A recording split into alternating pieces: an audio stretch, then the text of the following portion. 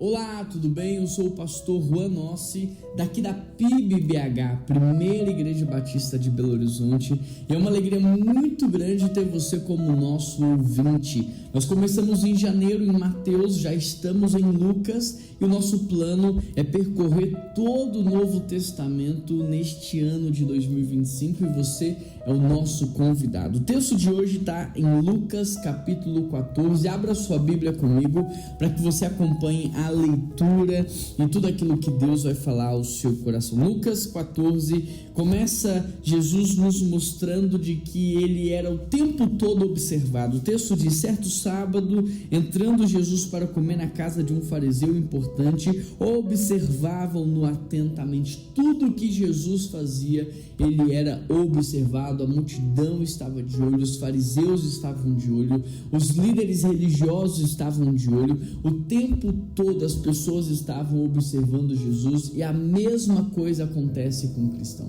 O mundo espiritual não tira os olhos de você, as pessoas estão observando você o tempo todo, e tudo o que elas mais querem ver é se há coerência entre a fé que você professa e a sua vida, se há coerência entre aquilo que você ensina e aquilo que você pratica. O tempo todo pessoas podem chegar para você e dizer: olha, eu conheço você de tal lugar, mas o tempo todo também as pessoas podem observar você e não falarem com você que elas te conhecem. Mas a verdade é que você está sendo observado, e a grande questão é a coerência entre aquilo que você acredita e aquilo que você vive, a coerência entre quem você é no domingo na igreja e quem você é no seu ambiente de trabalho. Jesus dá continuidade nesse texto nos mostrando que essa coerência deve estar ligada também às nossas ações, porque ele vai entrar na casa de um fariseu, a uma pessoa doente, ele quer curar, mas antes ele pergunta: é certo eu fazer isso no sábado? E sabe qual é a resposta que ele colhe? O silêncio. Ninguém diz para ele que é certo fazer, a não ser que aquilo aconteça com a família da pessoa. Então Jesus vai falar justamente isso: olha, se for na sua casa, na sua família, você não vai socorrer? Você não vai fazer algo? Então por que você também não diz que é certo fazer na vida dos outros? Tem que ter coerência. Se você quer colher graça e misericórdia na sua família, você deve exercer graça e misericórdia na família dos outros. Se quando você cai, você quer ser acolhido, abraçado, erguido outra vez, então quando alguém cai, é assim que você deve proceder. Aquilo que você semeia é aquilo que você vai colher. No verso 7, Jesus ele traz um novo assunto aqui, e ele vai falar sobre um jantar, sobre uma festa, e ele vai falar sobre a sua postura nesse lugar, porque muitos cristãos eles erram, porque eles chegam no culto, eles querem sentar nos lugares mais honrados. Eles vão para um jantar e eles querem sentar nos melhores lugares, e Jesus vai falar: não é assim que você deve proceder.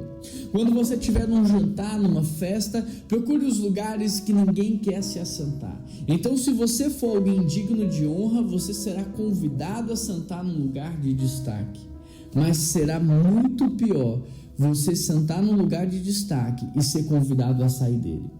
A Bíblia está nos ensinando um princípio muito poderoso: se humilhe e Deus te exaltará, mas aqueles que se exaltam, esses serão humilhados. No verso 12, Jesus ele vai falar sobre um outro assunto, e ele vai falar sobre a lei contrária ao network. Por quê? Porque aqui no verso 12 ele vai falar assim: olha, quando você der um banquete, um jantar, não convide seus amigos, irmãos, parentes, aqueles que podem te retribuir. Convide justamente aqueles que não têm nada para te oferecer. Então por que essa é uma lei contrária à lei do network? Porque hoje nós aprendemos que nós temos que escolher amigos que podem nos retribuir, que nós temos que fazer o bem por aqueles que lá na frente podem fazer o bem a nós também. Mas aqui nesse texto nós aprendemos que melhor do que receber o bem de um ser humano é receber o bem de Deus, é receber o bem de Jesus Cristo. E melhor do que receber o bem nesta vida é receber o bem numa vida vindoura.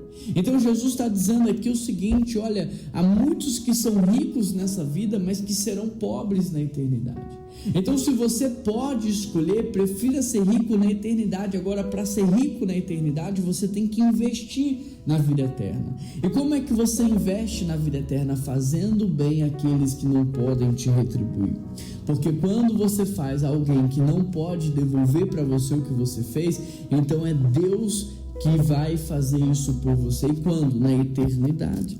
No verso 15, Jesus vai trazer um outro assunto, que é o grande banquete. E ele vai falar que ele vai dar um grande banquete. Ele convidou primeiro os seus familiares e amigos, mas cada um dos seus amigos deram uma justificativa para não participar.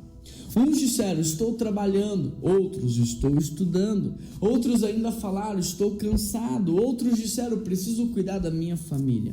Então Jesus, ele começou a convidar aqueles que eram desprezados pela sociedade. E ele termina esse assunto falando o seguinte: olha, eu vim para os meus, mas os meus me rejeitaram. E aqueles que rejeitaram o meu convite não participarão do grande banquete. Querido, cuidado para você não estar rejeitando os convites de Jesus.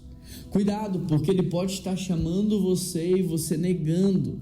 E você falando para ele que tem outras coisas para fazer. Tem muita gente que Jesus está chamando no meio da noite para orar, mas ele não levanta para orar. Tem muita gente que Jesus está chamando para uma vigília, mas ele diz: estou cansado demais para participar. A questão é que quando é uma festa, você dá um jeito. A questão é que quando é algo que você gosta, que você está interessado, você dá um jeito. Tem muita gente que Jesus está chamando para uma célula e ele está dizendo: não, eu sou ocupado demais. Chamando para um culto no domingo e ele está dizendo: não, eu tenho outros convites. Cuidado para você não rejeitar um convite de Jesus. E por último, ele vai trazer o assunto do discipulado, ou o preço do discipulado. E ele vai falar assim: olha, alguém que ama mais o seu pai e a sua mãe não é digno de mim. Alguém que ama mais a sua família do que a mim não é digno de mim. Alguém que ama mais a si mesmo do que a mim não é digno de ser o meu seguidor. Há muitas pessoas hoje dando a seguinte desculpa para Deus: o meu primeiro ministério é a minha família. Mas você está enganado, você está errado. O seu primeiro ministério é a sua salvação.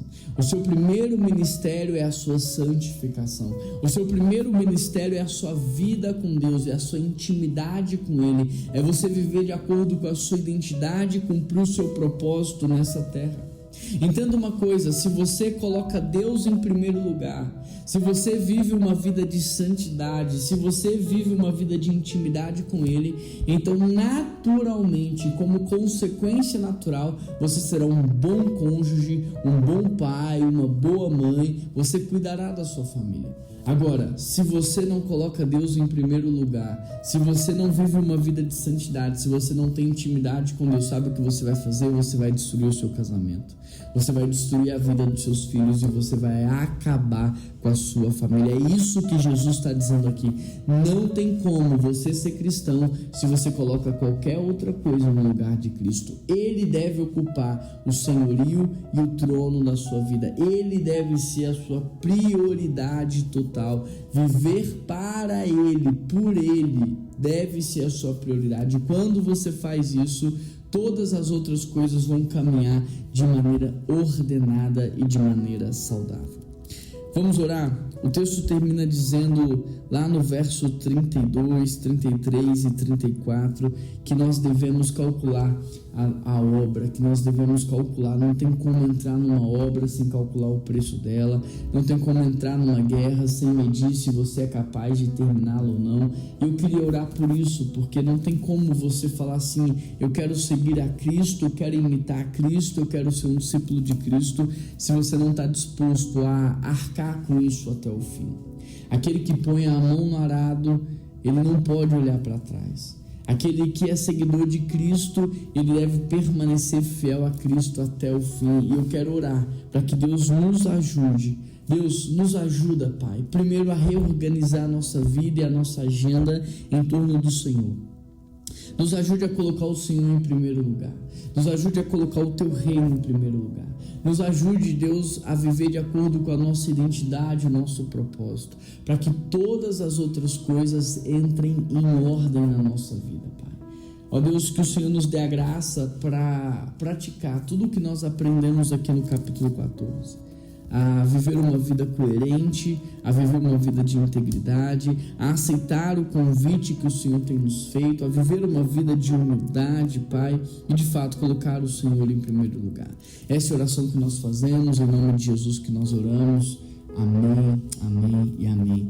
Que Deus te abençoe muito. Se você ainda não segue o nosso canal, se inscreva, não fique de fora de nada que está acontecendo. Nos siga também nas redes sociais, @PIBBH. E se você ainda não recebe no seu WhatsApp as nossas notificações, manda uma mensagem para 031 98835 6344. Peça para que você seja incluído na lista de transmissão e dessa maneira você estará por dentro de tudo o que acontece aqui na PIBBH. Um grande abraço, que Deus te abençoe e até amanhã.